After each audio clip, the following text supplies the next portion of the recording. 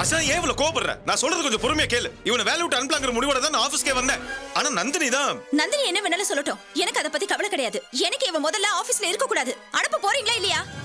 என்ன அர்ச்சனா நீ? நந்தினி வார்த்தையை மீறி நான் எப்படி அர்ச்சனா? அப்போ நந்தினி வார்த்தைக்கு கட்டுப்படுவீங்க, ஏன் வார்த்தையை மதிக்க மாட்டீங்களா? ஐயோ அர்ச்சனா, அப்படி கிடையாது. நீங்க எதுவும் சொல்ல வேண்டாம். இவன் விஷயத்துல நான் எடுத்த முடிவை எடுத்ததுதான். யாருக்காகவும் நான் மாத்திக்க மாட்டேன். ஏன் இவன் இந்த ஆபீஸ்ல இல்லனா உங்க வேலை எதுவும் நடக்காதா? உங்க தொழில் பாதிச்சிருமா? அப்படி இல்ல அர்ச்சனா, அது நான் நீங்க எதுவும் சொல்ல வேணாம். இன்னைக்கு நானா இல்ல இந்த வாசுவான முடிவு பண்ணிட்டு வீட்டுக்கு வாங்க.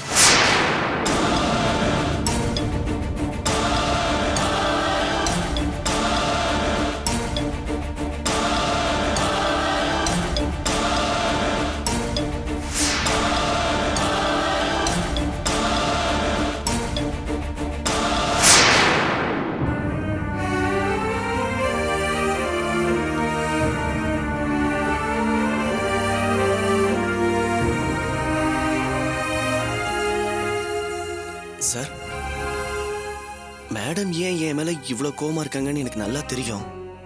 எப்படி என் மாமனார் இன்னும் என்ன நம்பாம இருக்காரோ அதே மாதிரி தான் மேடமும் இருக்காங்கன்னு நினைக்கிறேன். என்னால உங்க 2 பேருக்குள்ளேயும் எந்த பிரச்சனையும் வேண்டாம். நான் வேணா ஆபீஸை விட்டு போயிட்டுமா சார்? நானும் அர்ச்சனா கிட்ட இந்த விஷயத்தை பத்தி எவ்வளவு தூரம் பேசி பார்த்துட்டேன். ஆனா அவ என்ன சொன்னாலும் புரிஞ்சுக்கவே மாட்டேங்கிறா. பரவாயில்ல சார், உங்க மேல எனக்கு எந்தவித வருத்தமும் இல்லை. நான் எவ்வளோ கெடுதல் செஞ்சிருந்தோம் எல்லாத்தையும் மறந்து எனக்கு இந்த அளவுக்கு நல்லது செஞ்சிருக்கீங்களே, அதை நான் என்னைக்குமே மறக்க மாட்டேன். என்னால உங்க 2 பேருக்குள்ளேயும் எந்த மனஸ்தாபமும் வேண்டாம். நான் வேணா போயிடுறேன். நான் எங்கேயாவது கண்காணாத இடத்துக்கு போயிடுறேன். நெல்லு,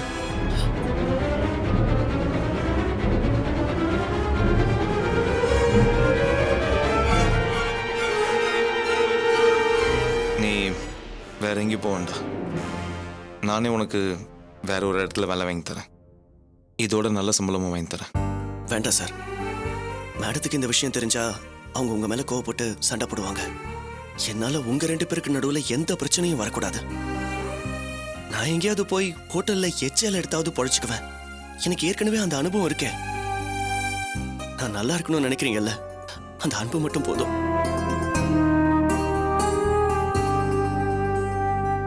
நான் போறேன் சார்.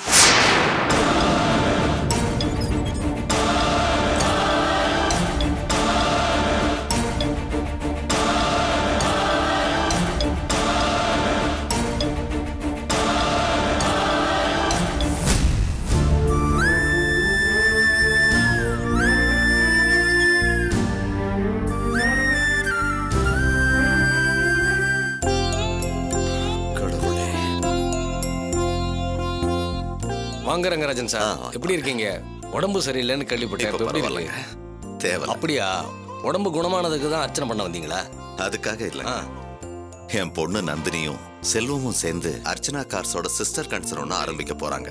அதுக்காக தான் அர்ச்சனை பண்ண வந்தேன். அப்படியா? ரொம்ப சந்தோஷம். ஆமா, உங்க பொண்ணு வாழ்க்கையில மறுபடியும் பிரச்சனைன்னு கேள்விப்பட்டேனே. ஆமாங்க, எனக்கு 67 வயசு ஆகுது. இப்போ கொஞ்ச நாளா தான் வாழ்க்கையில கஷ்டங்கள் அனுபவிச்சுக்கிட்டு இருக்கேன். ஆனா என் பொண்ணு 25 வயசுலயே எல்லா கஷ்டங்களையும் அனுபவிச்சிட்டா. என்ன சொல்றீங்க ரங்கராஜன்? அவ ஆசைப்பட்ட வாழ்க்கையை அமைச்சுக்க ஆரம்பத்துல நானே தடையா இருந்தேன். அதனால அவ கல்யாணமே செஞ்சுக்க மாட்டேன்னு பிடிவாதமா இருந்துட்டா. அவ மனச மாத்தி அவளை கல்யாணம் பண்ணிக்க வச்சதே அந்த செல்வம் தான். கொஞ்ச நாள் புருஷன் வீட்டுல நல்ல விதமா வாழ்ந்த என் பொண்ணு திடீர்னு புருஷனை பிரிஞ்சு தனியா வந்துட்டா. மறுபடியும் செல்வம் தான் அவ புருஷன்கிட்ட பேசி 2 பேரும் சேர்ந்து வாழ முயற்சி பண்ணாரு. ஆனா அது நடக்காம போயிடுச்சு. இப்படி தொடர்ச்சியா ஏமாற்றங்களை சந்திச்சுக்கிட்டு இருக்கிற என் பொண்ணு இந்த சூழ்நிலையிலையும் சந்தோஷமா இருக்கான்னா அதுக்கு காரணம் அந்த செல்வம் தான்.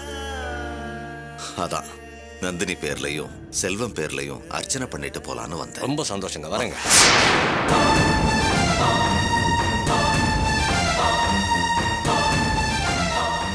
பாத்தீங்களா அத்தை, புருஷன் பொண்டாட்டி மாதிரி செல்வம் நந்தினி பேர்ல அர்ச்சனை பண்ணணுமா? அதுவும் அவ அப்பனை வேற சொல்றான். என்ன நெஞ்செழுத்தம் அந்த ஆளுக்கு! இன்னைக்கு சும்மா விடக்கூடாது அந்த ஆளை. இந்தாங்க சுவாமி. யாரு பேருக்கு அர்ச்சனை? செல்வம் நந்தினி பேர். நீ நல்ல குடும்பத்தை சேர்ந்தவனா? உன் உடம்புல நல்ல ரத்தம் ஓடுதா? நீ சாப்பாட்டுல உப்பு தான் போட்டு சாப்பிடுறியா? நீ சோத்த திங்கிறியா இல்ல வேற ஏதாவது திங்கிறியா? செல்வ நந்தினி பேர்ல அர்ச்சனை பண்ற அளவுக்கு உனக்கு தைரியம் வந்துருச்சுல? உன் பொண்ணுக்கு நீ அப்பனா இல்ல மாமனா? உன் பொண்ணுக்கு வேற ஆம்பளையே கிடைக்கலையா? என் மருமகன் தான் கிடைச்சாரா? அவ கண்ணுக்கு என் மருமகன் தான் ஆம்பளையா தெரியறாரா? அடுத்து உங்களுடைய கெடுக்கிறதுக்கே நீ பொண்ணை பத்தி வச்சிருக்கியா? ச்சை, என்ன பொம்பளை நீ? கோயில் கூட பார்க்காம வாய்க்கு வந்தபடிலாம் பேசுற. என்னமோ என் பொண்ணை பத்தி தரக்குறவா பேசுற. கல்யாணமாகி புருஷனை பிரிஞ்சிருந்தாலும் அவ கௌரவமா தான் வாழ்ந்துகிட்டு இருக்கா. நான் அப்படிதான் அவளை வளர்த்திருக்கேன், உன்ன மாதிரி வளர்க்கல. என் வளர்ப்ப பத்தி உனக்கு என்னையா தெரியும்? என் பொண்ணுங்க மூணும் சொக்க தங்கம். முழு பூசணிக்காய சோத்துல மறைக்காத. உன் பொண்ணுங்க லட்சணம் எனக்கு தெரியாதா? கல்யாணம் ஆகிறதுக்கு முன்னாடியே கர்ப்பமானவ தரங்கட்டவளா இல்ல என் பொண்ணு தரங்கட்டவளா? என் பொண்ணு முன்னாடி உன் பொண்ணு நிக்க முடியுமா? அந்த பொண்ணு தான் அப்படின்னா ரெண்டாவது பொண்ணு கல்யாணத்துக்கு முன்னாடியே கோவிச்சிட்டு போய் ஹாஸ்டல்ல தங்கினாலே இதுதானே உன் வளர்ப்பு? ஏன் முன்னாடியே ஏன் பொண்ணுங்களை பத்தி தப்பா பேசுற? இதுக்கு மேல உனக்கு மரியாதை இல்ல. எடுக்கையா என்னையா பண்ணுவ? என்ன பண்ணுவ? ஏன் பொண்ணுங்களை பத்தி தப்பு தப்பா பேசுவ? அத நான் கேட்டுக்கிட்டு சும்மா இருப்பேன் நினைச்சியா? உன்னை நான் சும்மா விட மாட்டேயா? சும்மா விட மாட்டேன். ஏன் கண்ணு முன்னாடி ஏன் பொண்ணுங்களை பத்தி பேசுறியா? உன் பொண்ணை ஒழுங்கா வளர்க்க உனக்கு துப்பு இல்ல? ஏன் பொண்ணுங்களை பத்தி தப்பா பேசுற? என்னோட தைரியம் உனக்கு என்ன நெஞ்சு எழுத்துறதா இப்படி பேசுவேன்? உன்னை நான் சும்மா விட மாட்டேயா? உன்னை இதே இடத்துல வெட்டி போட்டாதான் என் மனசு ஆகுது. சும்மா விட மாட்டேயா? சும்மா விட மாட்டேன். விடுமா நீ? விடுமா?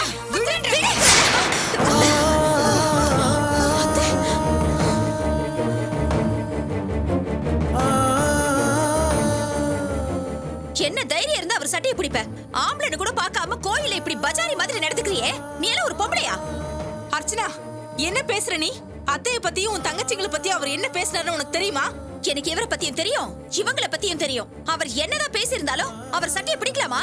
அவர் எவ்வளவு பெரிய மனுஷன். நானும் என் வீட்டுக்காரரும் அவர் மேல எவ்வளவு மரியாதை வச்சிருக்கோம் தெரியுமா? என்ன பொறுத்த வரைக்கும் அவர் அசிங்கப்படுத்தினது கோயில்ல இருக்கிற சாமியை அசிங்கப்படுத்தினதுக்கு சமம்.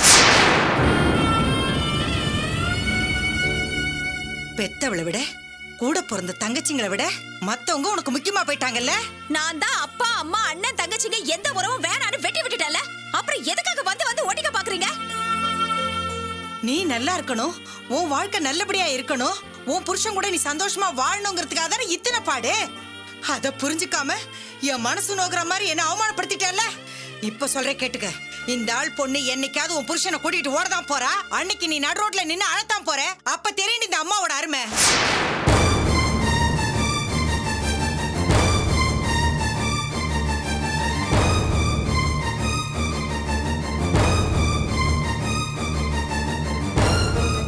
பெத்தவங்களை விட மத்தவங்க தான் முக்கியம்னு பெத்தவளை மனசு நோக்கிற மாதிரி பேசுறல. இதுக்கெல்லாம் நீ கூடி சீக்கிரம் அனுபவிக்க தான் போற. உள்ள இருக்கிற கடவுள் பார்த்துட்டு தான் இருக்காரு. அந்த நந்தினியால உன் வாழ்க்கை இழந்து நீ நடு ரோட்ல நிக்கதான் போற. அது நடக்கதான் போது, நானும் பார்க்க தான் போறேன். வா ஜெயந்தி.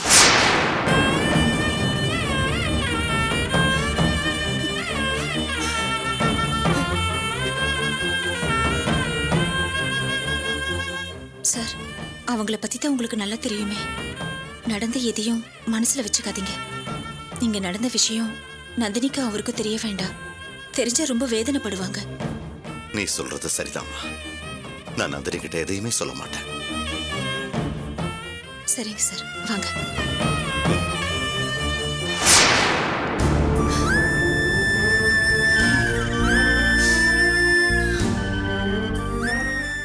என்ன இருந்தாலும் அர்ச்சனா அப்படி நடந்துக்கிட்டது சரியில்லை. அந்த ரங்கராஜனுக்காக பெத்த அம்மான்னு கூட பார்க்காம என்னெல்லாம் பேசிட்டா. என் மனசு ஆறவே இல்ல. மாறிட்ட அர்ச்சனா, ரொம்ப மாறிட்ட. இப்படி எல்லாம் மாறுவான்னு நான் கொஞ்சம் கூட எதிர்பார்க்கவே இல்லை. என்ன சிவகாமி, கோயிலுக்கு போயிட்டு வரேன்னு போனேன், ஒரு மாதிரியா வந்து உட்காந்துருக்க, என்னாச்சு? எனக்கு நிம்மதி வேணும், என் பொண்ணோட வாழ்க்கை நல்லா இருக்கணும்னு வேண்டிக்க தான் நான் கோயிலுக்கு போனேன். ஆனா நான் நினைக்கிறது எதுங்க நடக்குது? என்னம்மா, என்ன நடந்தது? எதுக்கு இப்படி புலம்பிட்டு இருக்க? அர்ச்சனா தான் அத்தையை இந்த மாதிரி புலம்ப வச்சுட்டா. ஜெயந்தி, அர்ச்சனா கோயிலுக்கு வந்திருந்தாளா? என்ன நடந்தது? ஆமா மாமா, கோயிலுன்னு கூட பார்க்காம பெத்த தாய்ங்கிற மரியாதை கொஞ்சம் கூட இல்லாம அத்தனை பேர் முன்னால அர்ச்சனா என்ன காரியம் பண்ணிட்டா தெரியுமா மாமா? அதை நினைச்சாலே எனக்கு உடம்பெல்லாம் நடுங்குது. சரி, என்ன நடந்தது? அதை எப்படி மாமா நான் என் வாயால சொல்றது? இருந்தாலும் அர்ச்சனாவை பத்தி நீங்க தெரிஞ்சுக்கணும்ல, அதனால சொல்றேன். கோயில்ல என்ன நடந்ததுன்னா,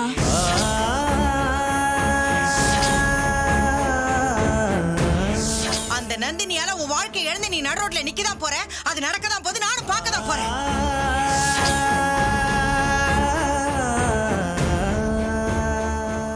எந்திரி எந்திரி சொல்றேன்ல. என்ன மாமா அத்தையை கூட்டிட்டு போய் அர்ச்சனா வீட்டுல நியாயம் கேட்க போறீங்களா? ஒரு பெரிய மனுஷன் கூட பார்க்காம 4 பேர் மத்தியில அவர் சட்டையை பிடிச்சு அவமானப்படுத்திருக்கியே, நீ எவ்வளவு சொன்னாலும் திருந்த மாட்டியா?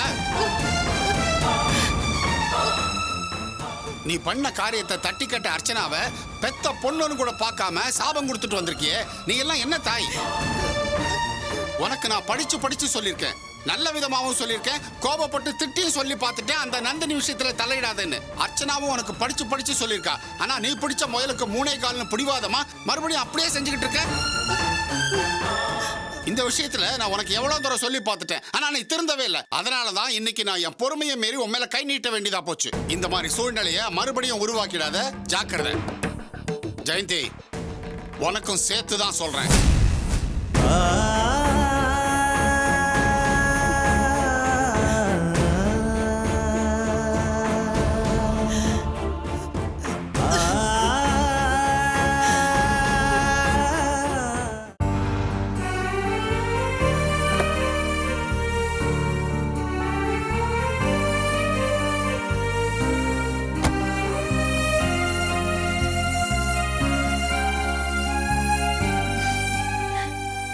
வாங்க வாங்க.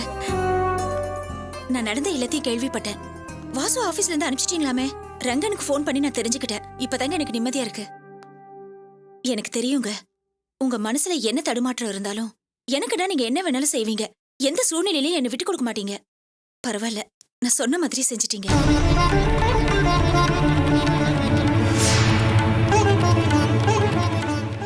மத்தியானம் உங்ககிட்ட கொஞ்சம் கோவமா நடந்துக்கிட்டேன். அதனால உங்க மனசு சங்கடப்பட்டிருக்கும்னு எனக்கு புரியுது. ஆபீஸ்ல நான் அந்த மாதிரி தடாலடியா நடந்திருக்க கூடாதுதான். என்னங்க பண்றது? வாசுவை பார்த்த உடனே எனக்கு என்ன பண்றதுன்னு தெரியல. அதுவும் இல்லாம நான் ஆபீஸ்க்குள்ள வரும்போது அவன் சீட்ல உட்காந்துருந்தானா, அதை பார்த்ததும் எனக்கு எங்க இருந்துதான் வந்ததோ அந்த கோவம். அதனால தாங்க நான் அப்படி நடந்துக்கிட்டேன். இனிமே அப்படியெல்லாம் நடந்துக்க மாட்டேன். என்னை மன்னிச்சிடுங்க. சரி, நீங்க போய் ட்ரெஸ் மாத்திட்டு வாங்க, நான் சாப்பாடு எடுத்து வைக்கிறேன்.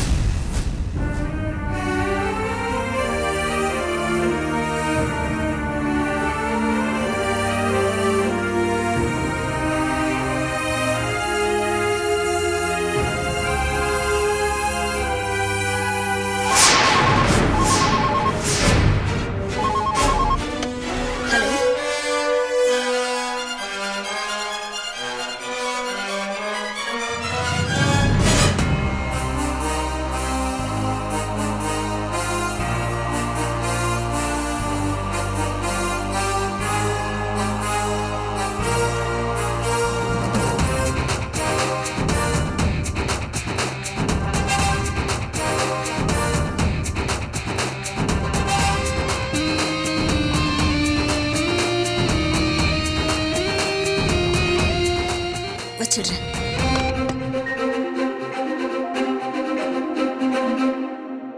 வாசு திரும்பவும் வந்து வேலையில சேர்ந்துட்டானாமே? அவன் திரும்பவும் வந்தது உண்மையா? அது வந்து அர்ச்சனா, உண்மையா இல்லையா? எனக்கு அது மட்டும் தெரிஞ்சா போதும்.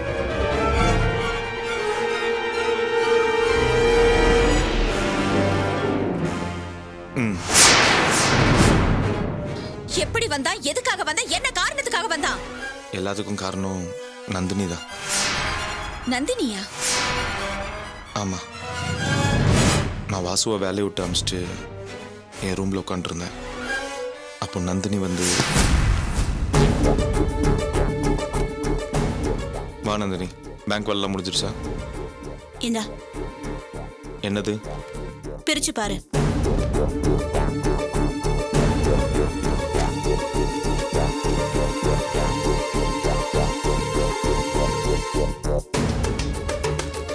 என்ன இது? எதுக்காக திடீர்னு வேலையை ராஜினாமா பண்ற? எனக்கு மரியாதை இல்லாத இடத்துல நான் எப்படி ஒர்க் பண்ண முடியும்? அதான் ரிசைன் பண்றேன். என்ன நந்தினி இது? உன் மரியாதைக்கு அப்படிங்க என்ன குறைச்சல் வந்துருச்சு? என்ன நடக்கணும்? நான் அவ்வளவு தூரம் எடுத்து சொல்லியும் வாசுவை வேலையை விட்டு அனுப்பியிருக்கேன். அப்ப ஏன் வார்த்தைக்கு என்ன மரியாதை இருக்கு? நந்தினி, நான் தான் சொன்னேன்ல அர்ச்சனா எதுக்கு எடுத்தாலும் வந்து நான் தான் அர்ச்சனாவை சமாதானப்படுத்துறதுக்கு வழியை பாருன்னு சொன்னேன்ல. அதை விட்டுட்டு நான் அந்த பக்கம் போனது இந்த பக்கம் வாசுவை வேலையை விட்டு அனுப்பியிருக்கேன். அப்போ வாசு எந்த தப்பும் பண்ணல. எங்க அப்பா ஹாஸ்பிடல்ல சேர்த்தாரு நான் சொன்னதுல உனக்கு நம்பிக்கை இல்ல. அர்ச்சனாவை நீயும் வாசுவை மட்டும் சந்தேகப்படல, வாசு மூலமா என்னையும் சந்தேகப்படுறீங்க. அப்படி இருக்கும்போது நான் எப்படி ஒர்க் பண்ண முடியும்? நான் போறேன். என்ன நந்தினி இது? அர்ச்சனா தான் ஒரு பக்கம் பிரச்சனை பண்றானா? நீ இப்படி பண்ண நான் என்னதான் பண்றது? அதெல்லாம் எனக்கு தெரியாது. வாசுவை வேலையை விட்டு அனுப்புனது சரினா நான் இந்த ஆபீஸை விட்டு போறதும் சரிதான். அதை நீ ஏத்துக்கிட்டு தான் ஆகணும். வாசு திரும்ப வந்தாதான் நான் இங்க கண்டினியூ பண்ண முடியும். யோசிச்சு உன் முடிவை சொல்லு. நந்தினி நான் சொல்றது கேளு. இங்க பார்.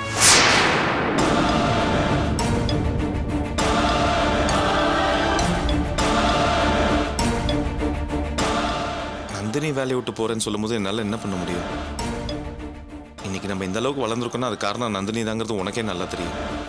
அப்பேற்பட்ட நந்தினி போனா போட்டேன்னு என்னால விட்டுற முடியுமா? அதான் பூவோட சேர்ந்த நாரும் மணக்குங்கிற மாதிரி நந்தினிக்காக வாசு மறுபடியும் வேலைக்கு சேர்த்துக்கிட்டேன்.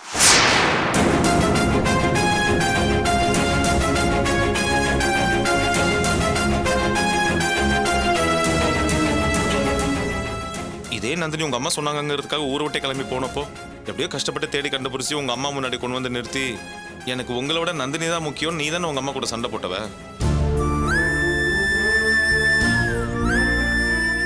இவ்வளோ ஏன் கிரகப்பிரவேச தனிக்கு கூட இதோ இதே இடத்துல உட்காந்து சாப்பிடும்போது பெத்த உறவோட நந்தினி தான் முக்கியம், நீ தான் உங்க அம்மா கூட சண்டை போட்ட. அப்பேற்பட்ட நந்தினியை வாசுக்காக நம்மளால விட்டு கொடுத்துட முடியுமா சொல்லு? அது எவ்வளோ பெரிய தப்பாயிடும். அதான் நந்தினி நம்மளை விட்டு போயிடக்கூடாதுங்கிறதுக்காக வாசுவை மறுபடியும் வேலைக்கு சேர்த்துக்கிட்டேன். அவ தான் வாசுவை மறுபடியும் கொண்டு போய் ஷெட்டில் தங்க வச்சிருக்கா. இதான் நடந்துச்சு.